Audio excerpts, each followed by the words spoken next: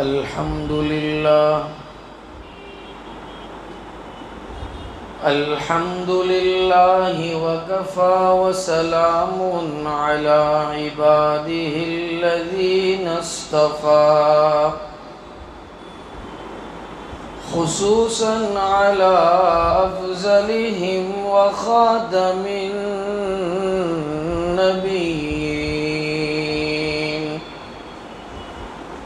محمد الأمين وعلى آله وصحبه أجمعين أما بعد فأعوذ بالله من الشيطان الرجيم بسم الله الرحمن الرحيم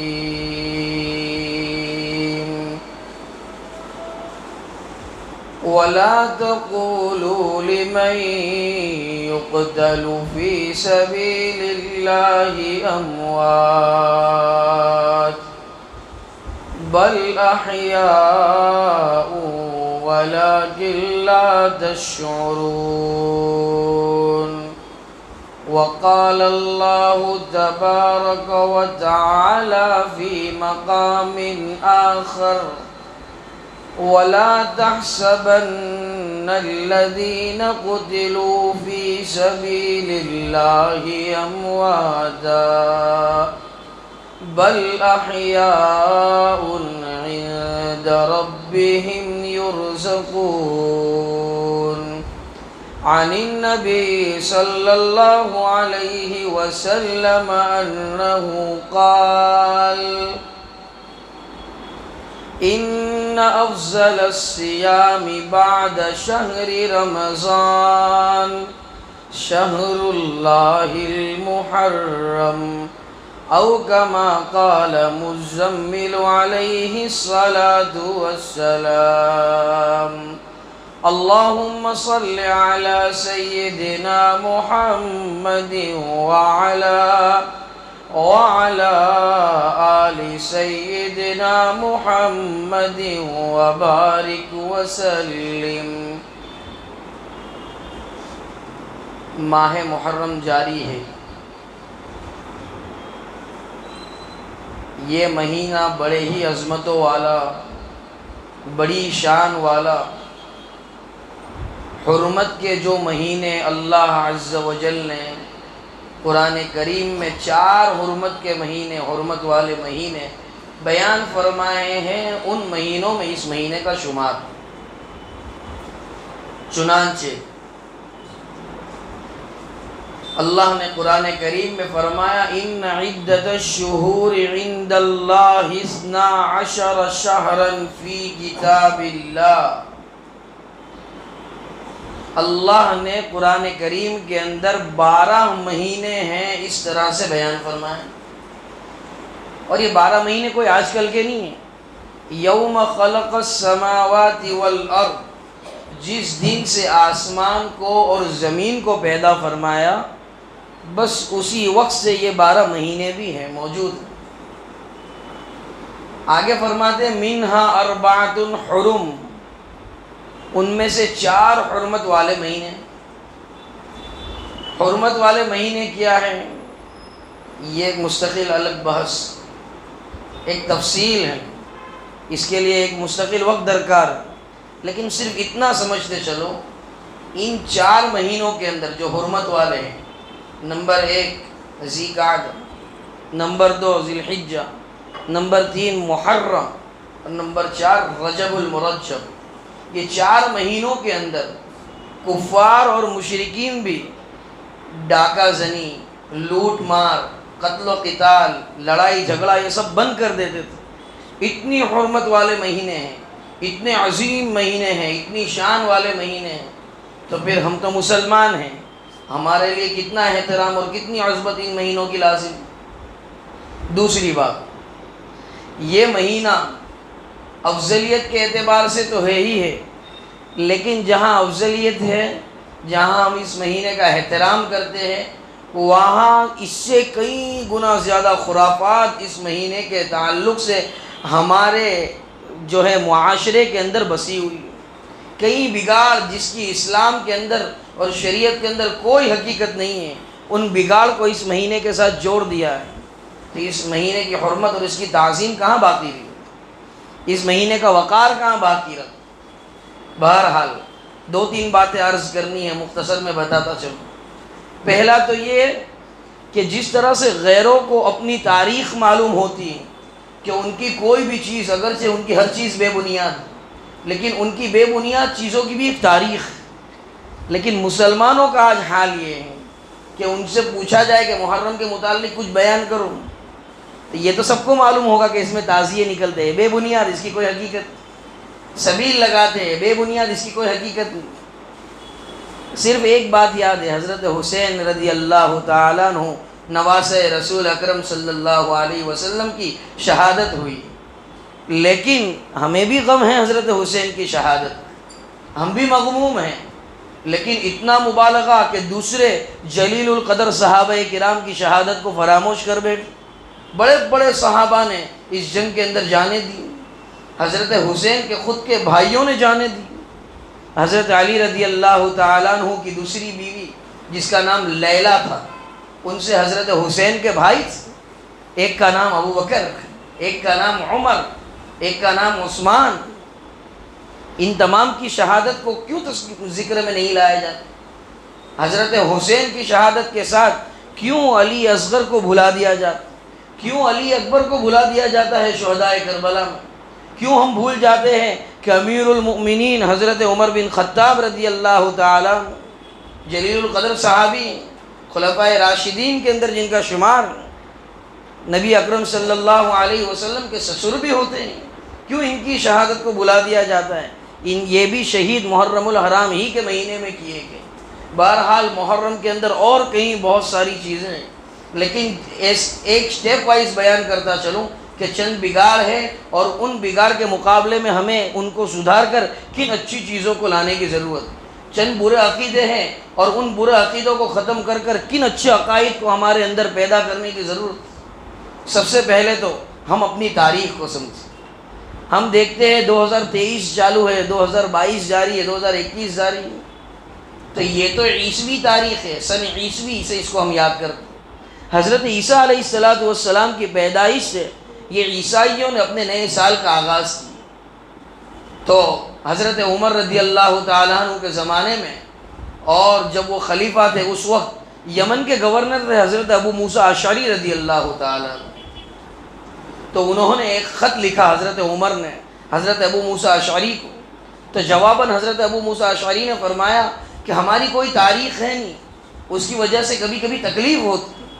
فوراً معاملے کی اہمیت کو سمجھتے ہوئے امیر المؤمنین نے تمام جلیل القدر اور کبار صحابہ کو دعوت دی، بلایا، ایک کانفرنس کی، ایک میٹنگ کی۔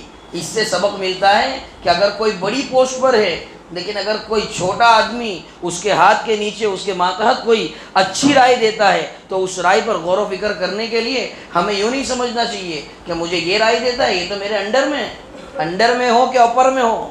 صحیح بات کو تسلیم کرنے کی حیثیت اور صلاحیت پیدا کرو۔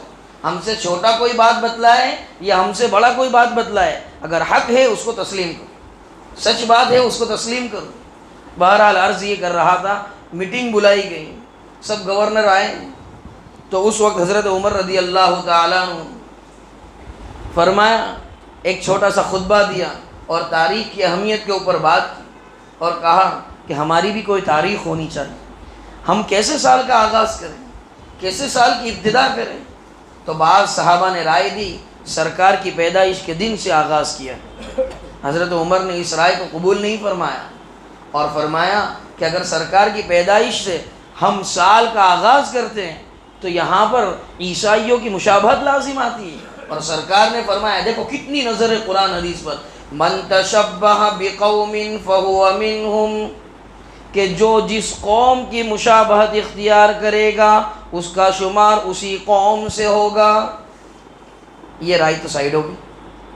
نمبر 2 پر صحابہ کرام نے رائے دی کہ سرکار کی وفات سے سال کا آغاز کیا جائے۔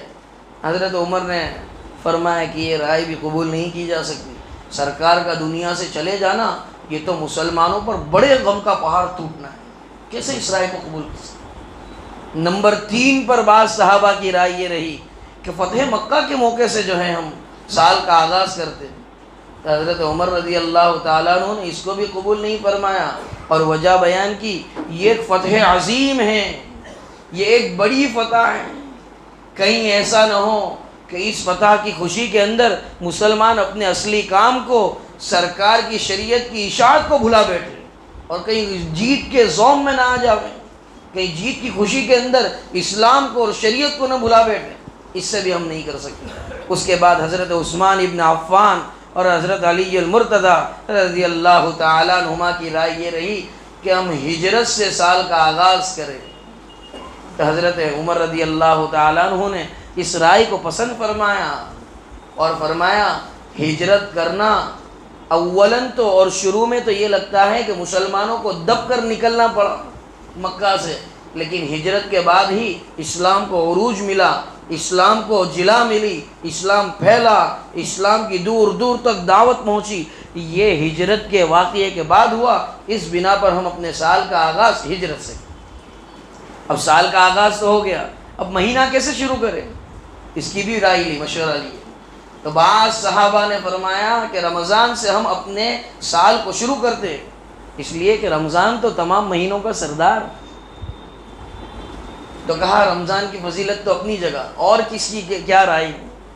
تو دوسرے صحابہ نے رائے دی کہ ہم نے سال کے شروع میں ہجرت کو مد نظر رکھا تو مہینوں میں بھی ایسا ہی کیا جاؤ، ہم ربیع الاول کو مد نظر رکھتے ہیں، سرکار نے ہجرت فرمائی تھی ربیع الاول میں، تو اس وقت امیر المؤمنین حضرت عمر رضی اللہ تعالیٰ عنہ نے فرمایا ہجرت تو صحیح ہے ربیع الاول میں فرمائی تھی، لیکن ہجرت کا ارادہ محرم کے اندر فرمایا تھا سرکار نے، اور محرم ہی سے بعض صحابہ کو ہجرت کے لیے مکہ سے مدینہ کی اور بھیج دیا تھا۔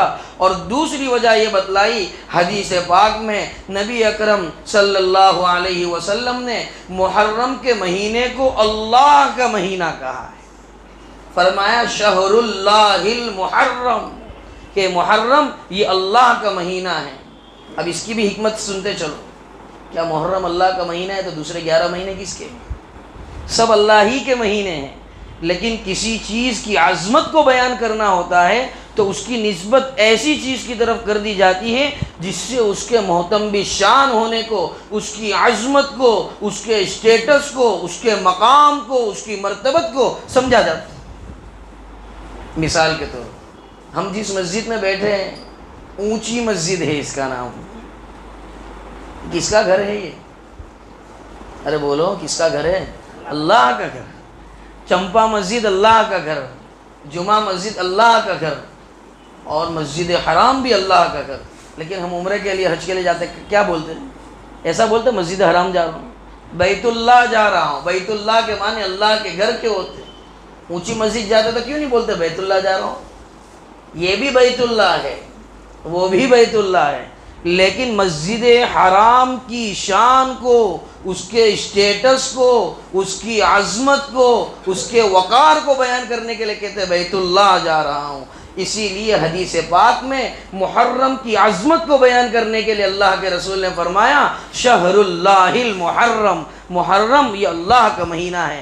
دوسرے مہینے بھی اللہ کے ہیں، لیکن اس مہینے کی شان بیان کرنے کے لیے فرمایا شہر اللہ المحرم۔ یہ تو ایک بات ہے۔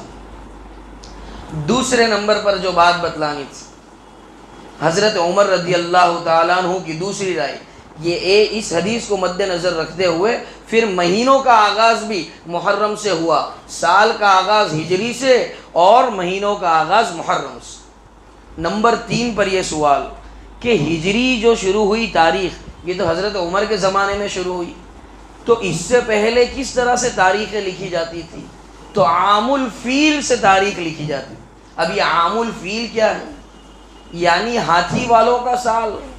مختصر میں بتلاتا چلو، دادا عبد المطلب یہ کعبے کے چودھری تھے، کعبے کے بڑے صدر تھے۔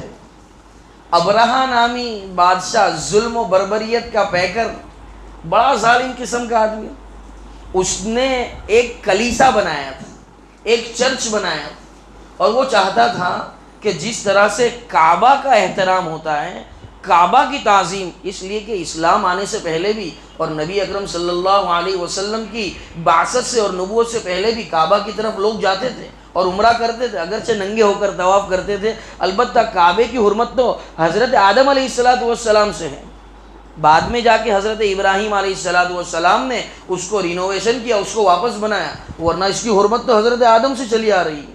بہرحال ابرہہ کا یہ پلان فیل ہو گیا، اس نے جو چرچ بنایا تھا تو جس طرح لوگ کعبے کی طرف جاتے تھے اس طرح اس کی یہ چرچ کی طرف، اس کی کلیسا کی طرف نہیں آتی، تب اس کو آیا غصہ اور ہاتھیوں کے لشکر کے ساتھ چلا کعبۃ اللہ کو منہدم کرنے، زیر زیر کر دوں گا، توڑ دوں گا۔ تو جب یہاں سے چلا تو چراہگاہ تھی کعبے سے کچھ دیر پہلے، وہاں پر دادا عبد المطلب جو سرکار کے دادا جان، ان کے اونٹ چرا کرتے تھے، تمام تر اونٹوں کو اپنے قبضے میں لے لیا اور پھر کعبہ کے پاس پہنچے تو عبد المطلب وہاں پر کھڑے تھے۔ تو کہا عبد المطلب سے ابرہہ نے، یہ گھر خالی کر دو، اسے منہدم کر دوں گا میں۔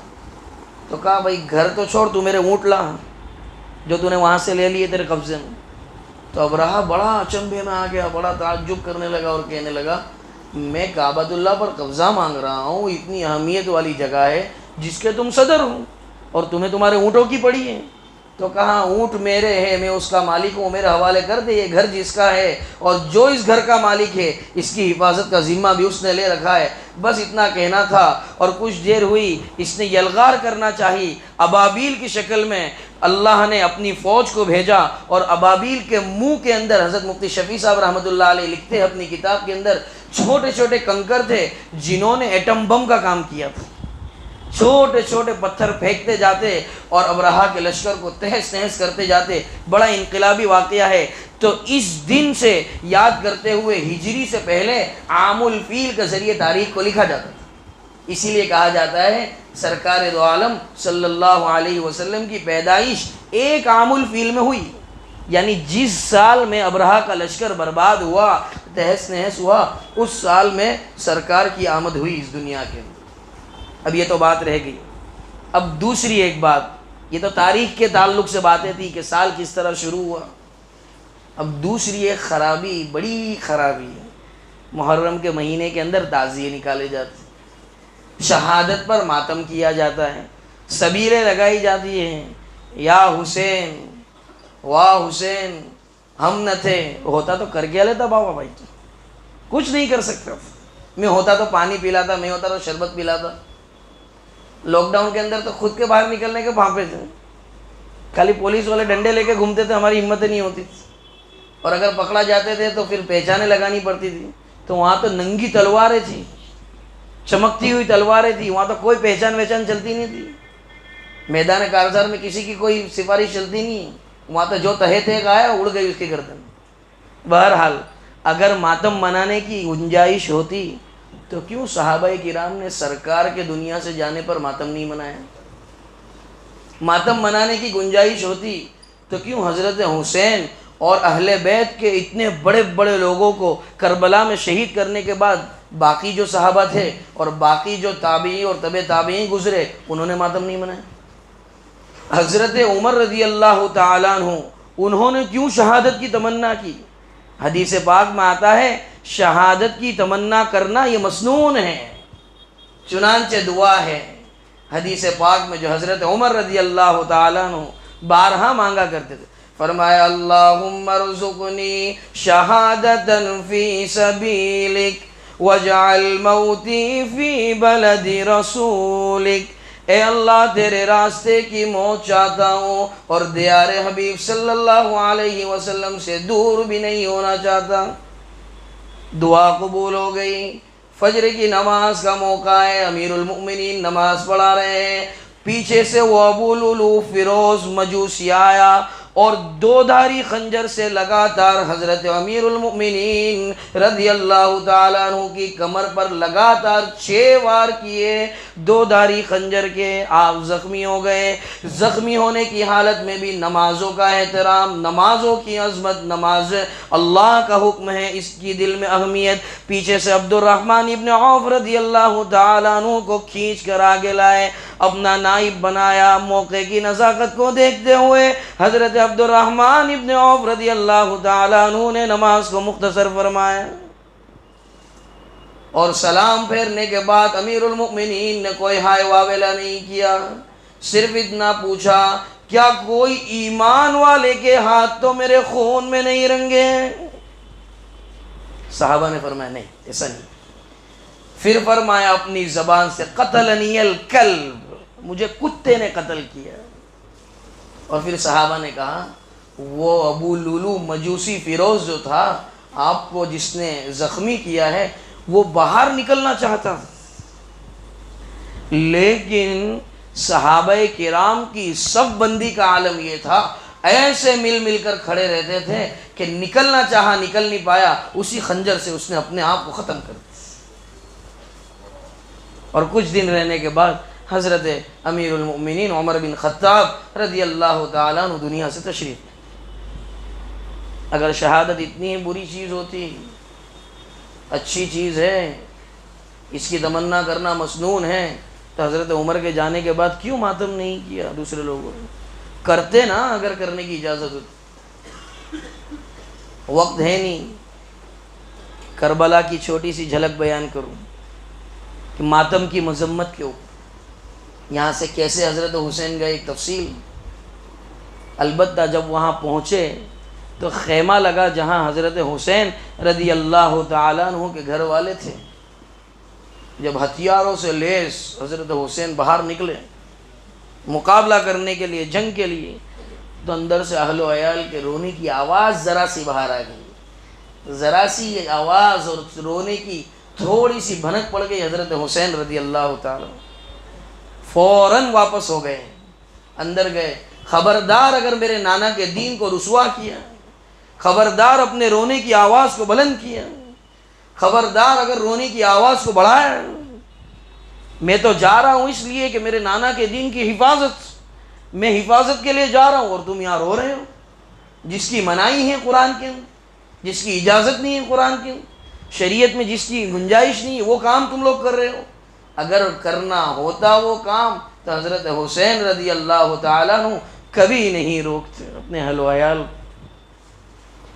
اور شہادت کو اتنا ہی برا سمجھا جاتا ہے تو پھر سنو، نبی نانا علی بابا شرافت ہو تو ایسی ہو، لگے خنجر کرے سجدے، شہادت ہو تو ایسی ہو.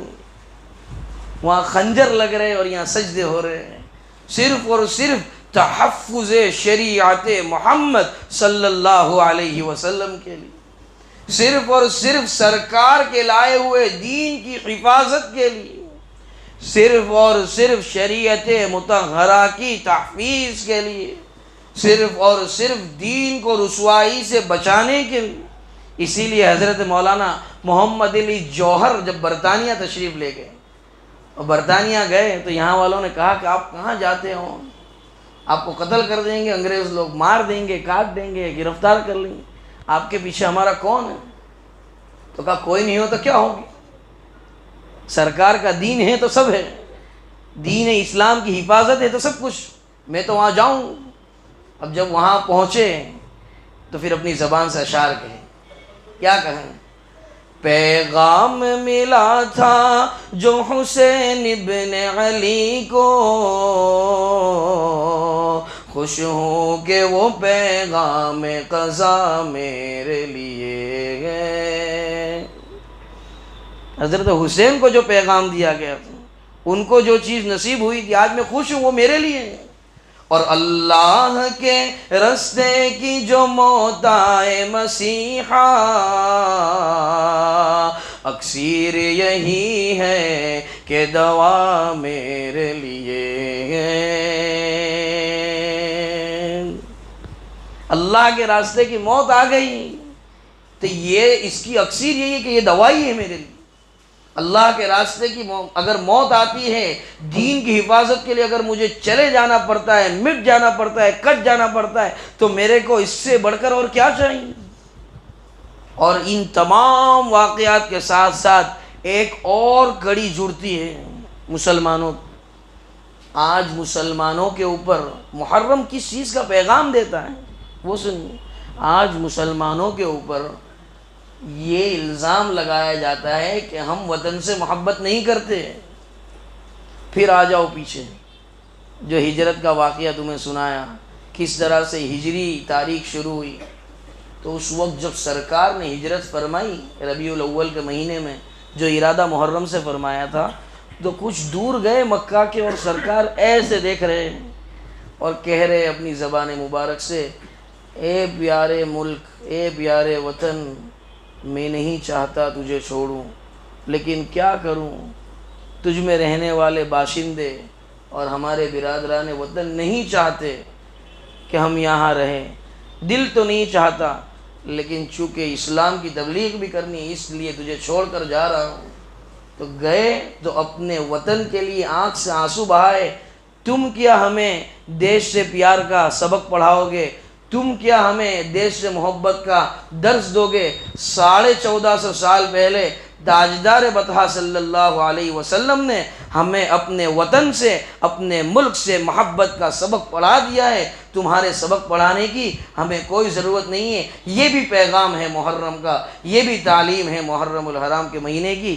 وقت ہو گیا ہے، گھڑی نے آواز دے دی ہے۔ اللہ کہی سنی باتوں پر عمل کرنے کی توفیق عطا فرماوے۔ انہی گزارشات پر آج کی بات ختم کرتے ہیں۔ وآخر دعوانا ان الحمد للہ رب العالمین۔